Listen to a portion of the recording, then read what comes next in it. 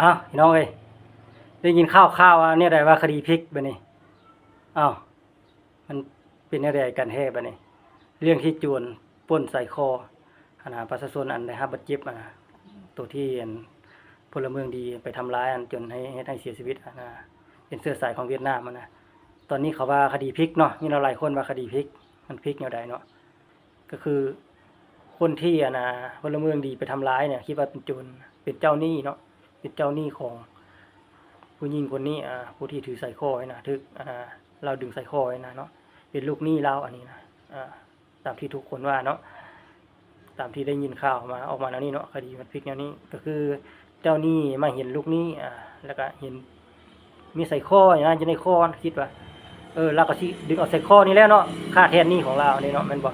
เราก็สิว่าแนวนี้เนาะแต่ว่าทุกคนทางนอกนะเนาะเขาก็สิว่าเจ้าเป็นโจรแล้วเนาะเพราะว่าลูกเขาบ่ฮู้ว่าเจ้าเป็นเจ้าหนี้ของผู้นี้เนาะแม่นบ่นี่ว่าลูกหนี้เจ้าเอิ้นว่าโจรแม่นบ่เขาก็เลยมารุมทำลายเจ้าเนาะจนเฮ็ดให้เจ้าเสียชีวิตฉะนั้นเนาะทุกคนว่าคดีพลิกมันก็บ่ได้พลิกปานใดดอกพี่น้องเอ้ยเพราะว่าเจ้าหนี้มาเฮ็ดแบบนี้มันก็บ่ถูกเนาะมาทวงหนี้แบบนี้แม่นบ่มันบ่ถูกเลยเพราะว่าเจ้ามาทวงหนี้แบบโจรแม่นบ่แบบโจรแล้วเนาะผู้อื่นเบิ่งเจ้านี่เขาบ่ฮู้ว่าเจ้าเป็นเจ้าหนี้แม่นบ่นี่เขาก็เห็นเจ้าดึงใส่คอแบบนั้นเขาก็เอิ้นว่าเจ้าเป็นโจรแล้วเนาะแถมผู้ที่เป็นลูกหนี้เจ้ายังเอิ้นว่าโจรเนาะเห็นบ่ว่ามาช่วยโจรดึงใส่คอนี่แบบนี้เจ้าว่าผู้ใดผิดเนาะทางเจ้าหนี้ก็ผิดคือกันแม่นบ่ผิดแล้วเจ้าทวงหนี้แบบบ่ถูกต้องแม่นบ่ถ้าเจ้าทวงหนี้แบบถูกต้องเจ้าก็ต้องเจ้าก็ต้องเข้าไปหาเจ้าหน้าที่แม่นบ่ไปปรึกษาเนาะปรึกษาเจ้าหน้าที่หรือว่าทางคณะบ้านหรือว่านายบ้านเนาะเพื่อไปไกล่เกลี่ยกันนะเอาลูกหนี้นี่นำเอาลูกหนี้นี่ขึ้นมาขึ้นห้องศาลเนาะเว้ากันเนาะเฮ็ดบทบันทึกกันนั่นว่าลูกหนี้นี่ยืมเงินแนวใดถูกต้องบ่ยืมเงินเจ้าไปแบบใดเห็นบ่ฉะนั้นก็ต้องถ้าเราบ่จ่ายก็ต้องดำเนินคดีลาวเนาะเห็นบ่บ่แม่นสิไปดึงเอาแบบคือโจรนี่มันบ่มันก็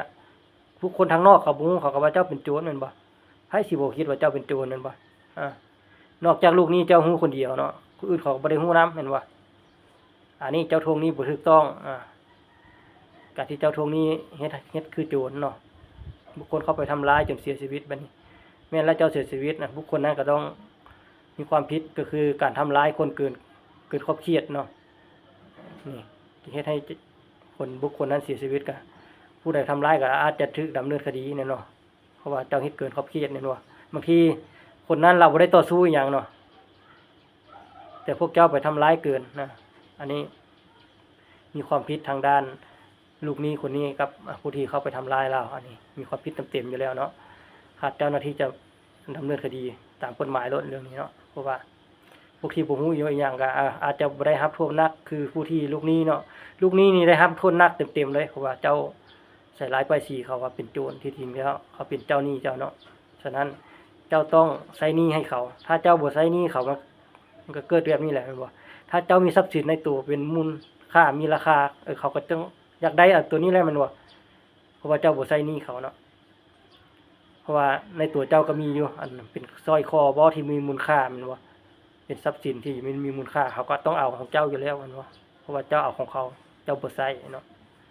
อันนี้เจ้าเป็นหนี้เจ้าหนี้โหสุกโหโซนแม่นบ่เพื่อหนี้เจ้าหนี้แม่นบ่เพื่อจะบ่อยากใช้หนี้อันนั้นเนาะ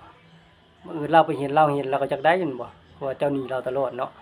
อันนี้แหละจึงเฮ็ดให้เราเกิดมีความคิดอยากเอาคืนนั่นน่ะเนาะแต่ก็เราก็คิดผิดไปเนาะที่จะเอาคืนแบบนั้นนั่นบ่ฉะนั้นเรื่องคดีนี่ลูกหนี้คนนี้เนาะถ้ามันเป็นเรื่องจริงนะลูกหนี้คนนี้เนาะต้องได้รับโทษจำคุกแน่นอนดำเนินคดีแน่นอนเนาะเพราะว่าลูกหนี้คนนี้ฮู้เห็นอยู่แต่ว่าลาวใส่ร้ายป้ายสีเนาะว่าคนเจ้าหนี้คนนี้เป็นโจรแม่นบ่เพราะว่าเจ้าเนาะเฮ็ดให้คนอื่นลงเข้าใจผิดที่ไปทำร้ายเราจนถึงแก่ชีวิตเนาะฉะนั้นจะต้องได้รับโทษ